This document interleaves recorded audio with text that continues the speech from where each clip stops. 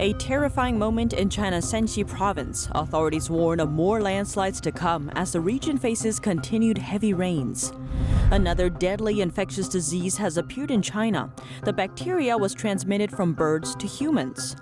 For the first time, a Chinese police officer is speaking out about the torture of Uyghur detainees, something he says he was routinely ordered to perform. Beijing might be ready for a full-scale invasion of Taiwan by 2025. That's based on a warning from the Taiwanese defense minister. But how are Taiwanese people responding? And what does President Biden have to say? And Japan is taking action to deter Beijing. The country has stayed strictly on the defensive after World War II, but it may soon update that strategy to cope with Beijing's aggression. Welcome to China in Focus. I'm Tiffany Meyer. This is a terrifying moment in China's Shanxi province when a massive landslide crashed down a mountainside. Footage shows the avalanche of rocks and mud striking Pu County in Linfen City on Tuesday. A nearby building and several cars were buried. Chinese media reported 4 deaths from the incident. Landslides resulting in casualties were also reported in other areas of the province, following several days of heavy rainfall in the area. The rain has shut down dozens of coal mines in the province. This may cause China's coal supply problem and power shortage to worsen. Meanwhile, Chinese authorities issued a warning that the rainfall in the Yellow River region will continue for at least another 15 days, which could result in more natural disasters. Another deadly infectious disease has appeared in eastern China's Zhejiang province. On Tuesday, a city in the province reported its first death from Parrot Fever. Lishui City's Disease Control and Prevention Center said 7 people had caught Parrot Fever since September and were in serious condition. Of those, 1 died. The report didn't say when the person died nor where the patients would have made contact with the bacteria that causes the fever, and if there was human-to-human transmission or not. According to the U.S. CDC website, this disease is also called psittacosis. The bacteria most commonly infects birds, but rarely crosses over to people. People who do catch it usually have prior exposure to either pet birds or poultry. The disease has a typical incubation period of 1 to 2 weeks. The main symptoms, when they do show, are high fever, severe headache, muscle pain, coughing, and difficulty breathing. The disease's name came from its prevalence among parrot owners.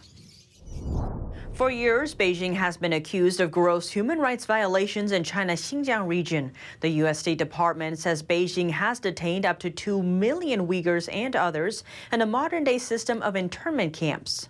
For the first time, a former member of the Chinese security forces is speaking out. He says he was ordered to routinely arrest and torture Uyghur detainees. A warning to viewers, this report contains graphic descriptions of violence and sexual assault. They would touch the electric stick here, and it's just like burning. This is the story of a victim and a self-confessed torturer. Did the police officers use electric batons to shock prisoners? Yes, everyone uses different methods.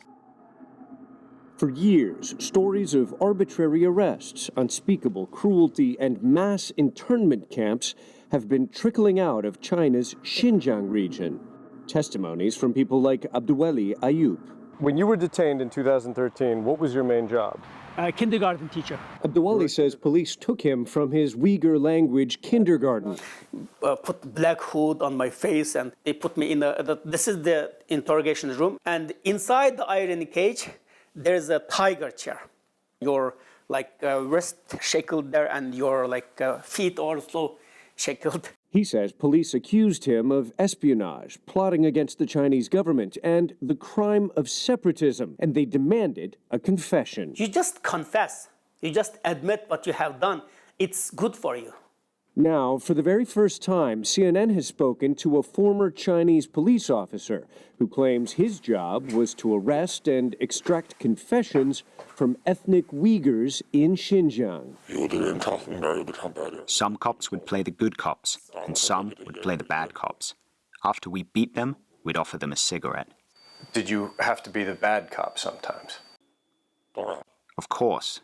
The man, who asks to be called Jiang, says he worked more than 10 years as a cop before fleeing China after growing disillusioned with the ruling Communist Party.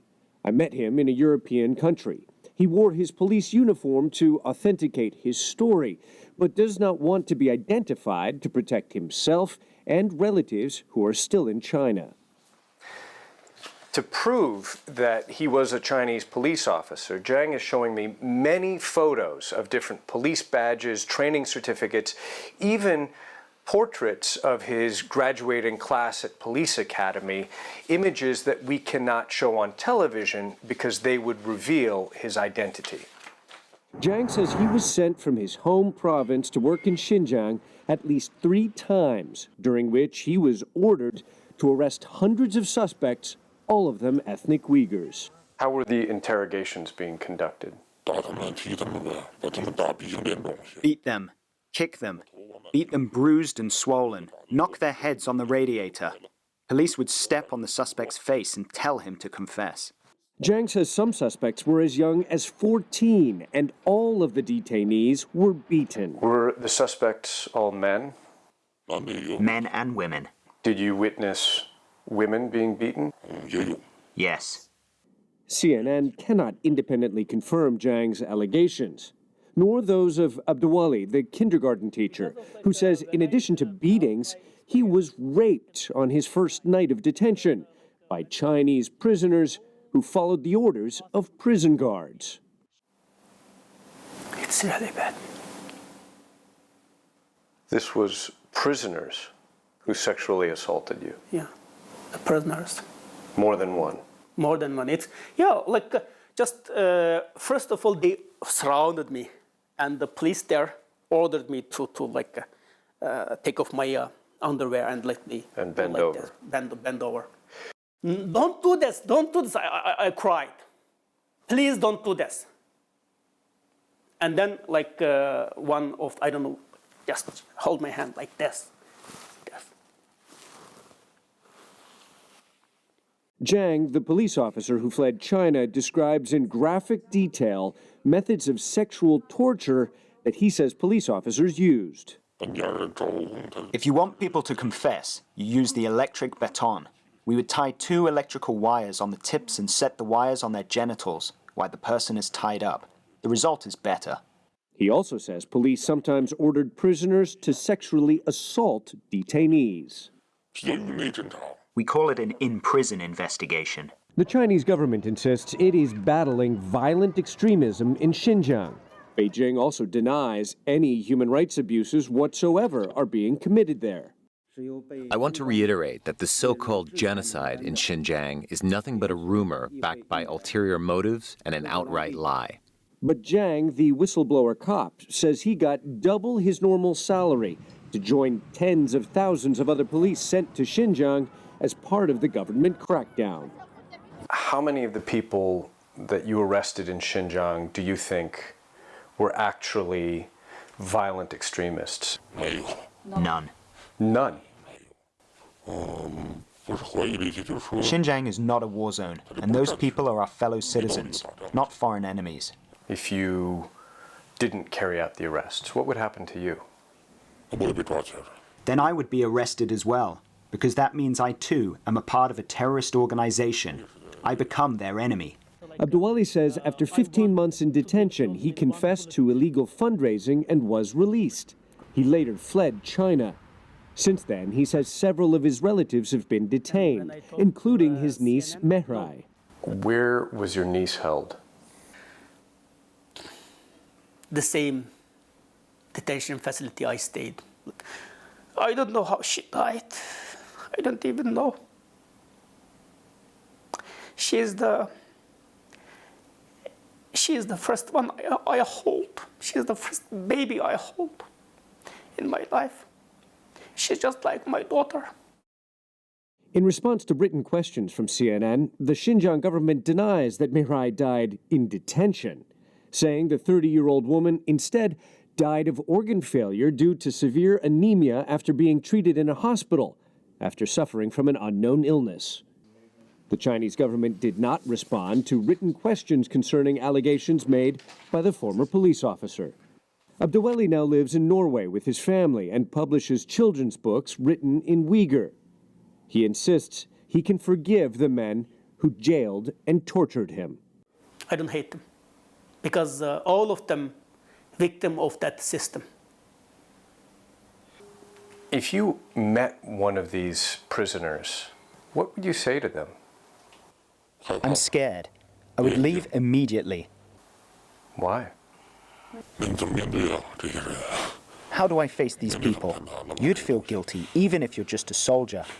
You're still responsible for what happened. Yes, you need to execute orders, but so many people did this thing together. We are responsible for this. Taiwan's defense minister says China will be fully capable of invading Taiwan by 2025. The comment is made amid the highest military tensions between the two in the past 4 decades. Due to Beijing's air incursions, China shows no sign of stepping back. But many Taiwan residents say they think a war is unlikely. Here's more. China could be capable of mounting a full-scale invasion of Taiwan by 2025. That's what Taiwan's defense minister said on Wednesday, days after record numbers of Chinese warplanes flew into Taiwan's air defense zone. Speaking about invading Taiwan, China does currently possess such capabilities, but we must consider the consequences. Chu noted that Taiwan doesn't want to provoke Chinese attacks, even in response to Beijing's air incursions, but also said if there is a fight, Taiwan will stand on the front lines. Following our judgment, the year 2025 is the year they will have more comprehensive capabilities. Beijing claims the self-governed island as its own territory and blames the U.S. for selling arms to Taiwan. Chinese officials claim the U.S. is making bad choices by helping the island boost defenses. Taiwan residents seem mostly skeptical about possible warfare. One local called Defense Minister Chu's comments unrealistic. I think it seems a little unrealistic for some so-called war to break out within this time frame. I think there's more that China can do to us, like they can interfere with us economically or mess with Taiwan through other international treaties and use those methods to weaken Taiwan. But another resident said he's very worried and described Taiwan as a great bargaining chip for fights between the U.S. and China. As China-Taiwan tensions persist, U.S. President Joe Biden is issuing a new comment on the matter. He said on Tuesday evening that the U.S. and China will abide by the Taiwan Agreement. It's the first time this term has appeared in official remarks, though the White House didn't clarify what the Taiwan Agreement refers to. Biden used the term while responding to a reporter question on China-Taiwan tensions, specifically that Chinese Communist Party leader Xi Jinping has been sending dozens of fighter planes into Taiwan's air defense zone, including a record 56 on Monday. I've spoken with Xi about Taiwan. We agree we'll abide by the Taiwan Agreement. That's where we are, and we made it clear that I don't think he should be doing anything other than abiding by the agreement. Taiwan's Ministry of Foreign Affairs quickly confirmed with the White House that U.S. policies toward Taiwan remains unchanged. The agency also noted 1 day prior that it plans to continue strengthening the self-defense capabilities. On Wednesday, Taiwan's defense minister described tensions with Beijing as the worst they have been in more than 40 years. China claims the self-governed island as part of mainland Chinese territory and threatened to take over the island by force. Taiwan is governed by its own constitution and democratically elected leaders. But the U.S. isn't the only country Taiwan is reaching out to. A group of French senators appeared on the island for a 5-day visit on Wednesday. The visit comes amid the souring tensions between China and Taiwan. The delegation is led by Senator Alan Richard, head of the French Senate's Taiwan Friendship Group. He formerly served as France's defense minister and visited Taiwan in 2015 and 2018. The group will meet with President Tsai Ing-wen and other senior officials. According to local media, China's ambassador to France, Lu Xiaoying, sent a warning letter in February, calling on Richard to cancel the Taiwan visit. While Taiwan's Minister of Foreign Affairs voiced hopes that France will visit again. In a statement, the agency called France's support for Taiwan and its spirit of firmly defending freedom and democracy heartwarming. France has no formal diplomatic relations with Taiwan, but has sold weapons to the island, including warships and fighter jets.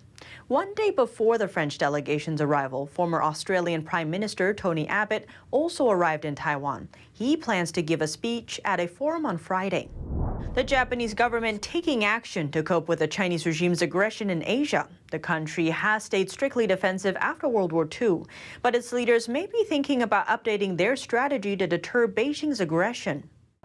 On Sunday, a pair of U.S. jets landed on, then launched from the Japanese aircraft carrier GS Izumo. It's a big deal because the Japanese carrier hasn't hosted any fighter jets for over 75 years. The East Asian country's navy was a leading aircraft carrier power during World War II, but since the war, Japan isn't legally allowed to have a military, though it does keep a self-defense force and follows a strictly defensive military strategy. But as the Indo-Pacific region becomes increasingly dangerous due to the Chinese regime's military buildup and activities there, Japanese leaders are rethinking that strategy. Japan recently began talks with the UK to deepen defense relations between the two countries. They have started formal negotiation over the so-called Reciprocal Access Agreement, or RAA. If passed, the deal would smooth out the procedures for joint military operations. The Japanese government is seeking a similar agreement with Australia, which provides for shared military training and operations. Last month, Japan's ground force conducted a nationwide drill for the first time since the Cold War to strengthen its ability to cope with China. Penny Zhou, NTD News. Looking at another of China's neighbors, North Korea vowed to strengthen friendly relations with Beijing on Wednesday. This week marks the 72nd anniversary of when the two communist countries first established diplomatic ties. North Korea is also one of the earliest countries to establish relations with China, doing so back in 1949, just 5 days after the communist regime rose to power in mainland China. A notorious Chinese businesswoman may be released from prison next year, despite her life sentence. That's according to a Radio Free Asia report. Tian Wenhua, then chairwoman of Chinese baby formula brand Sanlu, had her sentence reduced to 15 years. Sanlu was one of China's state-owned companies. It was found in 2008 to have been adding a nitrogen-based compound called melamine to its milk products to boost protein levels. The industrial containment can lead to kidney stones, urinary tract ulcers, and other problems. The company shut down that same year. Chinese state media reported that the poisonings killed 6 babies and sickened nearly 300,000 others, though some Chinese citizens suspect the real figures are much larger. In a follow-up investigation after the Sanlu scandal, over 20 Chinese companies were also found to have been adding melamine to their milk products. It's the same chemical additive that poisoned and killed thousands of U.S. dogs and cats in 2007. In China's Tianjin, a group of protesters have put up funeral wreaths in protest, and we hear from one among them about why. NTD's Juliet Song has the details. Outside a real estate developer's office, protesters make a desperate plea for hope. These demonstrators poured their life savings into buying a home 5 years ago, but to no avail. It's been 5 years now, but the developer still hasn't given us the houses. We have no way out. The only thing we can do is come here and ask the government for help. In 2017, Wang set his eyes on a new home in the port city of Tianjin. We borrowed money from our relatives and also used the money from selling the old house, plus all of our savings. He was able to put together over $600,000 to buy the property, which hadn't yet been built. The developer promised them the house would be ready in a year. But as time went on, Wang sensed something wasn't right. I saw the construction project was having problems. There weren't many workers on site and not much building material there. After I saw this in 2018, I went to the developer, and they told me it's because they switched to another construction company. But a year later, no further development was completed. I went to the developer again, and they said because another developer bought shares in the company, and that they would give money to the new shareholder and ask them to do part of the construction. In the years following, Wang would receive a notice from the developer every year, detailing various reasons why his home wasn't done. Wang, along with other affected homeowners, first went to local authorities for help. They told us to take the developer to court, and we did just that. After 2 years of waiting, we lost the lawsuit, and as of now, no one is being held responsible for this. Wang says he's disappointed in local authorities. We can't get in touch with the developer now, and we put our hopes in authorities, thinking they could solve the problem. But local authorities are corrupt, and they're not even willing to publicize this incident and let people know about it. Wang's story isn't a standalone incident. Unfinished construction projects are a common phenomenon across China. And just 2 months ago, developers blew 15 unfinished buildings to bits. That's after their construction was halted several times because of ownership changes. Back in Tianjin, Wang says he doesn't want the house anymore. He just wants his money back. The construction has been delayed for over 5 years, and many of their houses' walls have collapsed, and their foundations are not stable anymore. No one's maintaining these houses now, so even if we get the house, it could be problematic. Wang's family now lives in a small house. He says he feels helpless. He has spent all of his savings, and a new, better home is still nowhere in sight. Juliet Song, NTD News. Now, moving to Hong Kong, 2 former leaders of Hong Kong are named in a bombshell report, the Pandora Papers. The papers are a major leak, almost 12 million documents from financial industry firms. It shines a light on the bank accounts of some of the world's most rich and powerful, as well as their hidden wealth and tax evasions. The Pandora Papers is one of the biggest investigations in the history of journalism. Over 600 journalists contributed to the report, and now their findings are public. The papers touch on some big names, including former UK Prime Minister Tony Blair, the current Czech Prime Minister, and the King of Jordan. It is worth noting that it isn't illegal for the rich to hide their assets. It could be a means of protection from extortion. But critics say it raises ethical issues, as most political leaders are accountable to the public. And what did the report find out about the former Hong Kong leaders? For Liang Zhenying, it's about hidden assets. The report alleges while Liang was the head of Hong Kong, he didn't tell the public about his 30% share in this Japanese company. Liang didn't directly own the shares, but did through 2 offshore firms. In 2015, Liang sold his share at the price of almost $300,000. He didn't make it known to the public. Liang denies any wrongdoing. He says the report has misleading elements, and he has asked his lawyer to handle the matter. He also argues that the law doesn't require him to disclose shares in subsidiary companies. As for another former Hong Kong leader, Deng Jinhua, the report alleges that he used offshore companies to evade taxes. Deng and his family members have shares or hold positions in over 70 offshore companies. And Deng himself controls 7 of them. These 7 companies were set up after he left office. And that's all for today's China in Focus. Thanks for watching, and see you tomorrow.